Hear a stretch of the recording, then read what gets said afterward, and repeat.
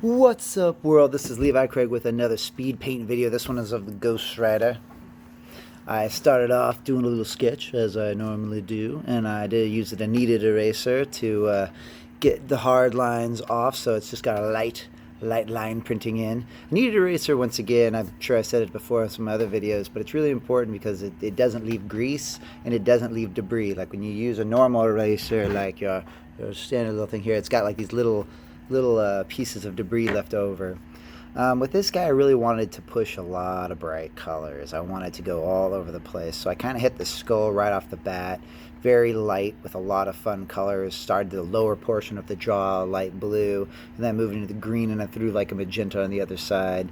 I had with yellow up on his forehead. And I kind of am trying to do like a light coloring over the whole area that's going to be the flames. And then I'm going to go back over it with black to make those colors really pop out with that dark contrast. It's one of those ideas like trying to keep it light and create depth within fire, and have that kind of waving texture, and trying to get those bright colors to pop. You need a dark color to get bright colors to really pop. So you I lay down all the lights first, and the game plan is to put down the first layer, then do the second layer, and then do like probably a third layer, and then lay down black all around it.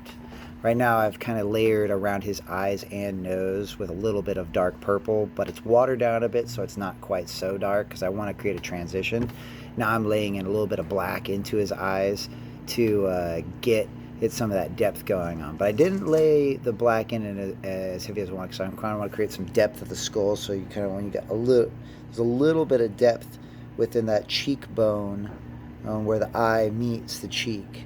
So I just wanted to have a little bit of depth in there, but also add a little bit of that eyebrow action to make that kind of that skirt. When you're mad, you got like these eyebrows that crunch in. You got like little I don't know what they're called, little divots in the skin. But I'm doing that with a skull.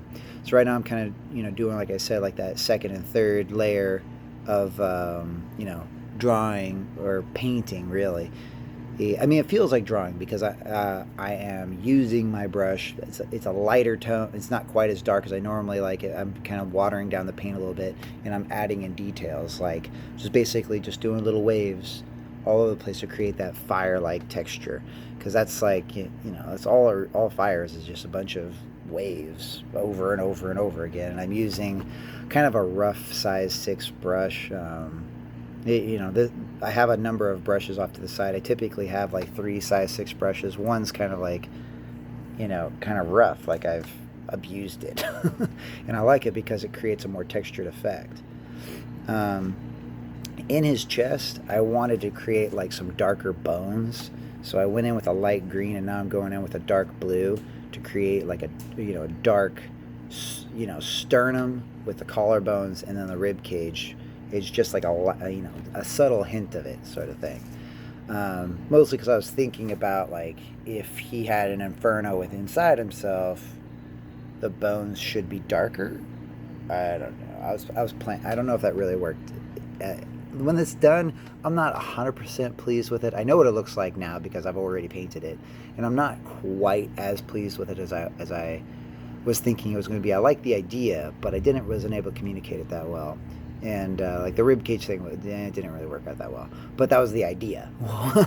It's good to experiment with stuff, see what works, see what doesn't, because painting is a whole lot of experimenting.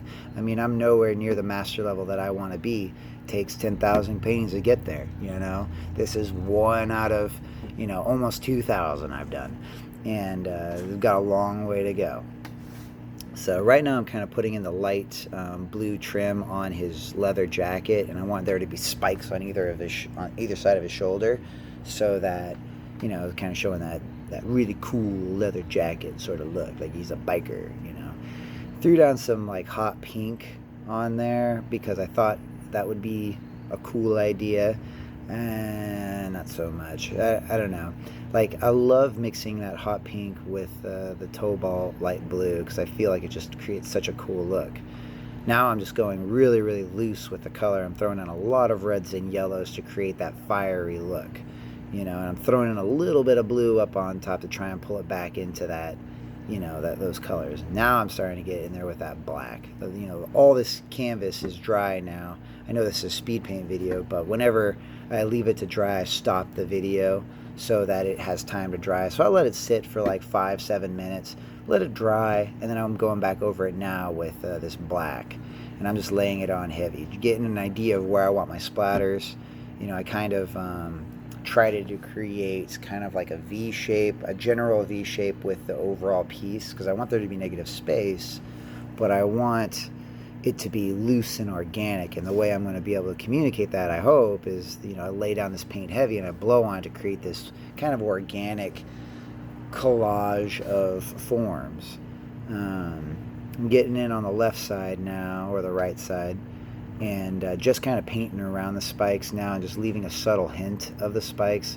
On the left side, I was kind of leaving the spikes a lot more detailed, but I'm going to go back over them with some black and get them more flushed out, because I don't really need those spikes to really be, you know, well detailed. I need just the hint of them. See, like right now I'm just going back over it again with the paintbrush and getting them just to be like a subtle hint of a highlight, because they don't need to be, they're not that important.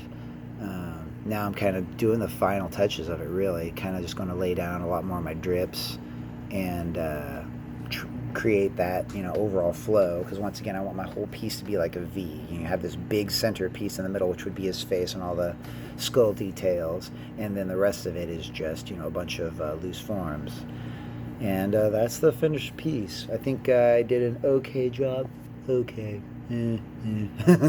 But I hope you guys enjoy it. There's a lot to learn with watercolors. Not every single one is going to be a good one, but either way, it's one in many. So I hope you guys enjoyed that. Please follow me, Facebook, Instagram. I also have an Etsy shop you can find through Facebook. If you got any comments, I'd love to hear them down below in the comments section. And I hope you guys have a fantastic day, and I'll see you all on the next video. All right.